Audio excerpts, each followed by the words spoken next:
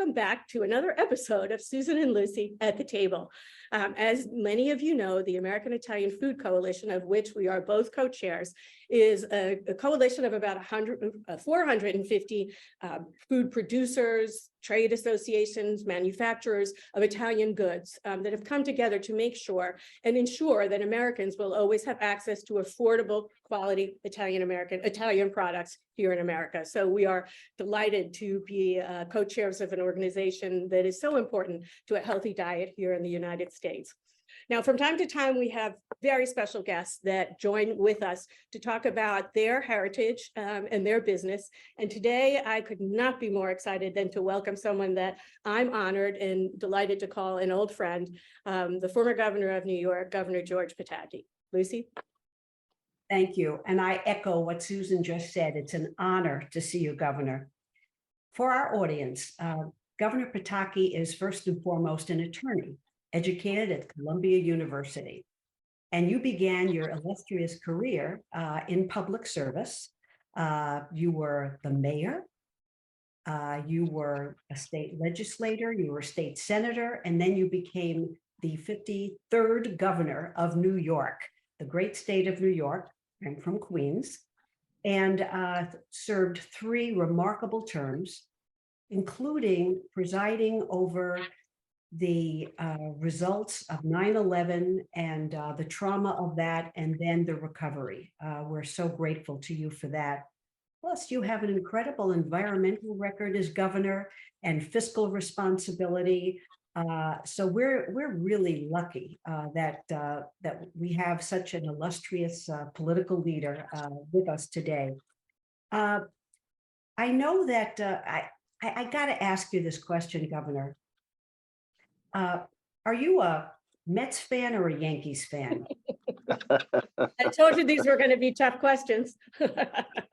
You know, I was a Yankees fan my whole life growing up. I could tell you everybody's batting average, how many home runs Mickey Mantle had. But then when the Mets came along, they were so pathetic that I couldn't help but embrace them. So you know, Lucy, I'm going to sound like a horrible politician, but I love them both. That's the right answer. It's a terrible answer, but you still got it, Governor. I really get that, because when the Giants left New York, I became a Yankees fan, and I could do the you know, Moose Skowron and Tony Kubek and Clete Boyer and oh God, and well, of course, Mantle and Roger Maris and Yogi Berra. I mean, I knew them all, right? And then the amazing Mets were born, same thing. And I could ride my bike to Shea Stadium, you know? So I love them, but I turned my back on those Yankees, and I totally endorse the Mets.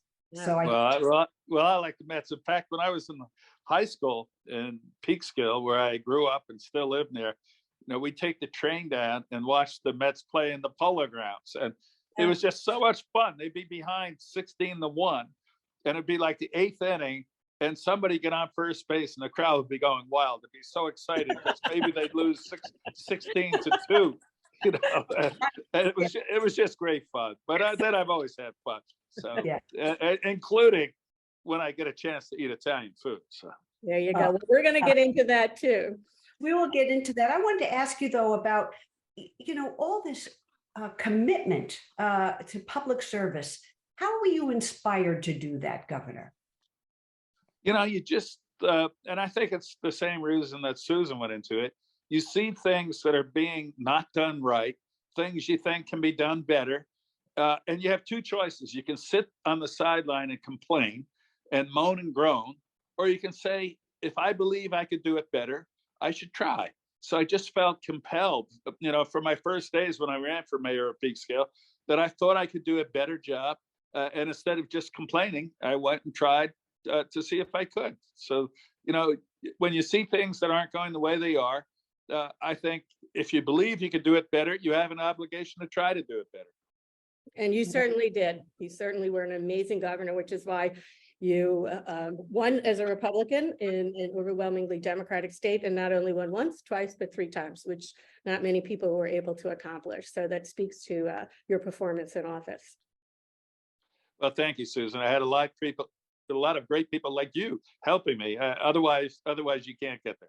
Well, we had a lot of fun, Governor, and part of the fun was when we were campaigning together in New York City, and somebody would introduce Governor Pataki, and we'd be in this huge Italian American room, and we would have to make sure that everybody knew that while Governor Pataki's name is Hungarian, his mama was Italian, and everybody in the room would be like, okay, his mama was Italian. tell us all about it, Governor. So I do want you to, if you would, just speak a little bit about what your mother's maiden name was, where she came from in Italy, and was that such an influence growing up? Sure. And thank you for making sure everybody, all the Italian American voters, knew that I was an Italian American. My mother's maiden name was Lagana, and her family came from Reggio Calabria. That's where Lucy's from. Reggio Calabria. Reggio Calabria, yeah. Yeah. And a little town just outside the city of Reggio. And in fact, I took my mother there. My first year as governor, the summer after the legislature was over, I took my mother down. We went to Rome, and then we went down to Reggio Calabria, and we just had the most amazing trip. It was absolutely terrific. Yes, I'll jump in for a second, Susan, to say, yes, Governor, we took our family, my son and my grandson and their spouses to Calabria, Reggio Calabria as well. And we not only found our town, we found my family. Is that incredible? Lucy, we did the same thing. We went to my grandfather's village, which is Pellerow, and it was interesting because I was governor and I had all the governmental dignitaries with me and my mother. And we said, we want to go see my grandfather's house where he grew up. And they said, no, you don't want to. No, you don't want to. And the reason was they were so poor that they thought I'd be embarrassed. And actually, we went and saw my grandfather's house. My mother's first cousin was still living in it. Wow. And it was just the most emotional time. It was just a 2-room house with a dirt floor. You looked out and you saw Mount Etna, literally right across the straits. And my mother met her cousin, and she showed him a picture of her father when he was like 3 years old. And he goes, oh yeah. And he went through the whole family, pointing out who everybody was. It was just a great trip. And I must have had dozens of cousins, some of whom probably actually were my cousins that we met on that trip. We know how that goes. Governor, thank you. That's an amazing story, and what a gift you gave your mother. Yes, she actually had a spectacular time and went back without me after, my mother being my mother. Yes, let's talk about, we're supposed to get onto another very serious topic, but let's talk about your mother a little bit. Growing up, was there a strong Italian influence in your house from your mother? And by that, yeah, there was loudly and all that sort of stuff. There was, but I my mother was, no one could have had a better mother than I did. But for being an Italian American, she was a terrible cook, and it's hard for me to understand, how she managed to avoid the great culinary tradition of Italian Americans. But we had spaghetti and meatballs all the time, and they were very good. Okay, so that's I liked them very much. But when I end up going to all these fancy Italian restaurants and seeing everything, I didn't quite grow up that way. But yes, we went to church every Sunday, and I went to religious instructions, and every Sunday we get together with my mother's family at their place, and it was a great life. I was very lucky. Well, we're very lucky that you were where you were at all times, and making a shift towards a more serious topic. You were governor, as Lucy said, during 9/11, and you really led the state and the city through the hardest time that has ever been inflicted upon our state and city. looking back on it now, what are the lessons that you learned in terms of leadership, and what in your background, even, let me go even farther than that, allowed you to take command at a very emotional time and do what you could to sort of calm your constituents down? Well, you just have to. I had earlier crises, nothing like September 11th, but plane crashes and tornadoes and ice storms. And I learned a number of things. And one was you had to be there. People, you could lead from afar, but it didn't work. Yeah. People had to see that you were there, that you were hands-on, and that for all the uncertainty about the future, you weren't concerned about your own safety. You were just trying to get through it. The second thing was you couldn't listen to critics. Everybody had a solution. Everybody had an idea. Everybody knew what they should do. But ultimately, you just sit down with the team that you respect, make a decision, and make that decision go forward. And the other part was you could never forget the human element. And after September 11th, almost 3,000 people dying, the loss those families felt was something that you just had to do your best to understand and appreciate. And I had seen that with TW 800, where there were 300 or 400 families who were completely lost. They didn't know who to talk to, what to do, or how to get any help. So one of the important things we did was on that day, September 11th, we set up a family center where we had counselors and support and people to provide every bit of information they could. So you had to be able to do dozens of things at the same time. So you had to have good people around you. You had to be there, and you had to just make decisions and move forward. You couldn't be paralyzed by fear or indecision. And Susan, I got to just mention, I had a lot of great Italian Americans helping me, and particularly at my side that whole day and for the years thereafter was Charlie Gargano, another who really led in the rebuilding of Ground Zero and in helping us get through the economic part of that crisis. Yeah, Charlie is very important to the city and the state of New York, that's for sure. Lucy? Yes, well, I'm going to turn to a little lighter subject in that say to you that our coalition is all about food, access to really good food. And so we look at the products that Italy exports to the United States, the food products. And so what we're about is making sure that American consumers continue always to enjoy that joy that Italian food brings to the United States. But I got to ask you, you talked about spaghetti and meatballs all the time. Do you have a favorite Italian dish? Oh man, I drive my family nuts because I want to have Italian food probably 5 out of 7 nights, and everybody has different tastes, but I'm a red sauce Southern Italian kind Lucy of guy. and I are too. So I love chicken Parmesan. I have to tell you, my last year as governor, I had this horrible disease for a while, and I was in the hospital and I couldn't eat for a month. And when I got out, the first thing I had was pizza, because I was just desperate for a slice of pizza. And I love fra diavolo, whether it's seafood fra diavolo, shrimp fra diavolo, anything like that, and Parmesan in addition to chicken Parmesan. So I mean, I know what you're doing is extremely important to me because I want to make sure I still have access to those products at not an unfair cost. But there are just so many great Italian dishes. How can you stop at just a few? Yeah, I always say it's like picking your favorite child. It's not, Yeah. it's not an Yeah. easy thing to do.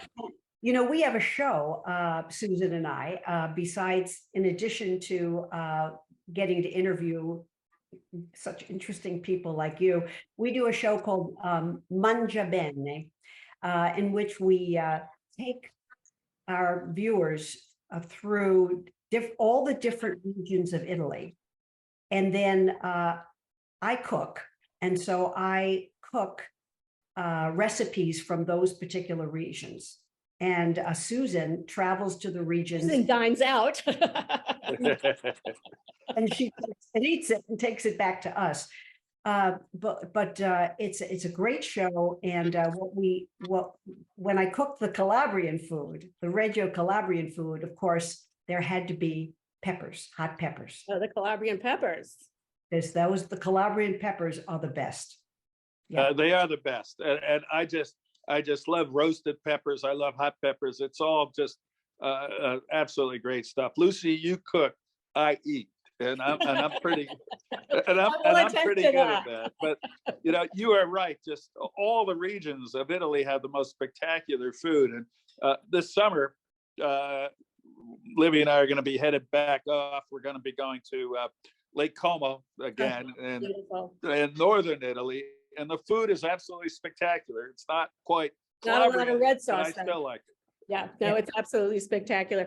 Before we get on to something that's a little more personal, I wanted to just follow up on that, because the other thing we talk about here is trade, and how trade between the two countries is very important in order to keep the cooperation alive. Italy has been a great partner of ours through with regard to battles that we fought, with regard to post 9/11, just always sort of being there for the United States, and the United States being there for Italy. We believe very strongly that free trade is an important component of keeping the ties between these two countries. So before we talk about your daughter, which I want to do before we run out of time, can you just give us a little bit, add to why you think free trade between particularly our two countries is so important to the United States? Absolutely. The trade between Italy and the U.S. is absolutely essential. And it's not just food, which is obviously an important part of it. Right now, the U.S. Defense Department has a very strong partnership with Italy in building ships where they're using Italian technology and Italian companies and sharing in that. And it's extremely important. So keeping those ties of commerce close and even closer are extremely important.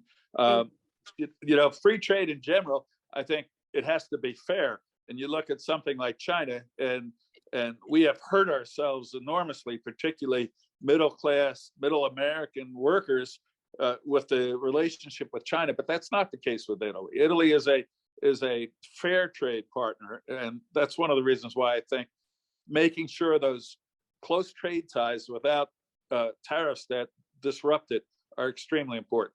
Thank you, Governor. We really appreciate that perspective.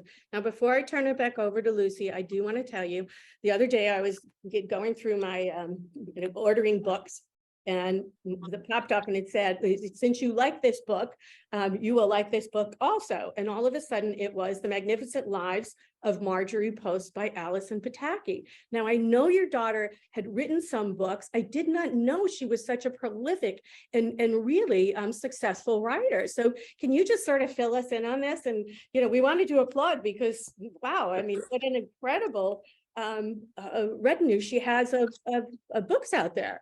And well received. Yeah. Well, thank you, Susan. She is a great writer. She takes after her mother. Obviously, I can't put two sentences together without confusing people, but she's had 3 novels that have made the top 10 New York books on the New York Times bestseller list. And her best selling one is the one that you just referenced, The Lives of Marjorie Merriweather Post, who just an incredible figure who, among other things, built Mar-a-Lago. And was the first big major woman leader of business in the United States. So what she writes about are women who played an important role in history but have been overlooked. And so this was, I think, her 5th novel, all of which have been very successful. And I'm not going to give it away, but her next one's all ready to go about another very important woman who was a literary figure in history. And once this book has run its course, you'll have a chance to get another one. But thank you so much, Susan. I'm proud of her, and they are great books to read.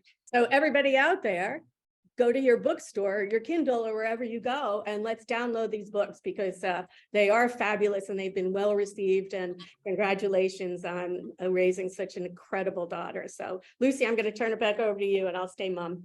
Yep, and I'll just say, hear, hear. Governor, thank you so much for joining us today. This has been for us, a marvelous experience. You're a lot of fun, as well as being a really interesting person. So thanks for being with us. I want to, before we go, just remind everyone to stay connected to the American Italian Food Coalition. And you can reach us at Instagram or Twitter and AIF Coalition, at AIF Coalition. And we're also available on LinkedIn. And with that, Susan, shall we say? Thank you so much, Governor. It's so good to see you again. And so we just appreciate you being with us and your continued leadership. I know I see you on TV from time to time, and your voice is still very important in this country. So thank you.